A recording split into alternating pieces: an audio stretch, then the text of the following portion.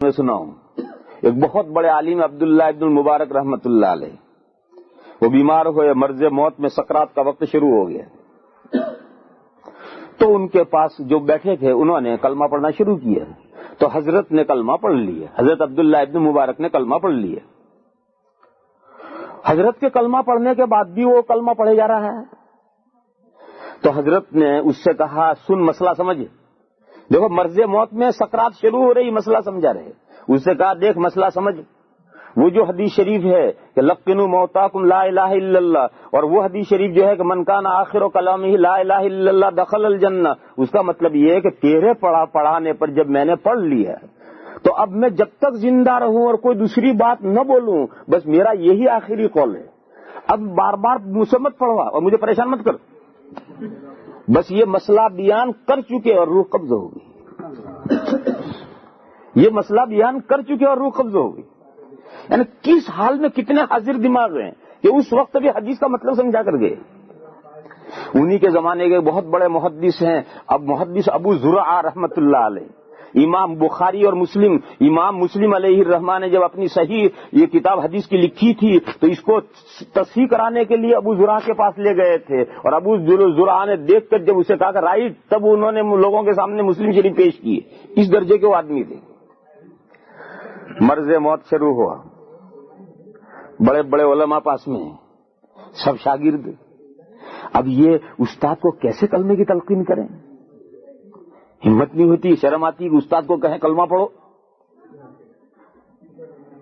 یہ پرانے زمانے میں ایک روایت تھا نا، جب دلہا شادی کرنے کے لیے بیٹھتا تھا تو پہلے کلمہ پڑھاتے تھے اسے، اور کلمہ پڑھانے کے بعد شادی کرتے تھے۔ اب مسلمان ہے، ابھی تو نماز پڑھی اس نے ظہر کی، اور ظہر کی سلام پھیرنے کے بعد اعلان ہو بھائی رک جائیے، نکاح پڑھا جائے گا۔ اب وہ دلہا بھی ظہر کی نماز میں شریک ہے، اب وہ سامنے آئے تو قاضی صاحب اسے کلمہ پڑھائیں گے، تو ابھی ظہر کی نماز پڑھی تو جگ ماری تھی۔ سوچنے کی بات ہے، ابھی تو ظہر کی نماز میں یہ دلہا شریک تھا، اب اسے قاضی صاحب کلمہ پڑھا رہے، تو وہ ظہر کی نماز کے جگ ماری تھی۔ لا الہ الا اللہ۔ تو بعض جگہ پر ایسا ہی ہوتا ہے، تو شاگردوں کی سمجھ بھی نہیں آیا کہ کیسے حضرت کو تلقین کریں۔ تو ایک طالب علم کی ایک بڑے محدث تھے جو شاگرد تھے حضرت کے، ان کی تصور میں آئے تو وہ حدیث شریف جس کے آخر میں یہ مضمون ہے، انہوں نے وہ حدیث سند سے پڑھنی شروع کی، حدثنا فلان ابن فلان قال حدثنا فلان ابن فلان، سارا مجمع گھر میں جتنے لوگ سن رہے ہیں، اور حضرت بھی سکرات میں ہیں، اور ابو زرعہ سکرات میں بھی سن رہے ہیں۔ حدثنا فلاں، مجھے حدیث بیان کی فلاں بیٹے فلاں نے، اس کو حدیث بیان کی فلاں بیٹے فلاں نے، یوں سند لے کر چلے، اور سند لیتے لیتے صحابی پر پہنچے، اور صحابی پر جا کر پہنچ کر قال رسول اللہ صلی اللہ علیہ وسلم، حضور اکرم صلی اللہ تعالی علیہ وسلم نے یہ فرمایا، یہاں جا کر کے وہ رک گئے۔ تو ابو زرعہ جو سکرات میں تھے، انہوں نے حدیث پڑھنی شروع کی آگے، جہاں اس نے وہ رکا وہاں سے حدیث انہوں نے پڑھنی شروع کی، من قال لا الہ الا اللہ، اور روح نکل گئی۔ اگلا جملہ دخل الجنہ بولنے نہیں پائے تھے، روح نکل گئی۔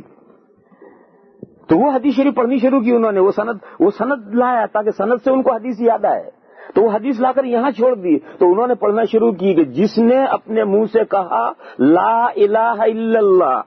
آخر میں زندگی کے، وہ جنت میں جائے گا، وہ جنت میں جائے گا، یہ جملہ نہیں بولنے پائے تھے، بس یہیں تک بولے کہ جس نے اپنے منہ سے آخری زندگی میں کہا لا الہ الا اللہ، اور روح نکل گئی۔